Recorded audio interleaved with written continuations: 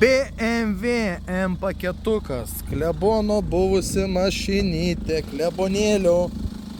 klebonėlis pardavė, grandinės pakeitęs, nes pradėjo tepaliukai bėgti pro dangtelį vožtuvo. Tad pakeitėm dangtelį, naują su tarpinėm, dvi pagalvės variklio.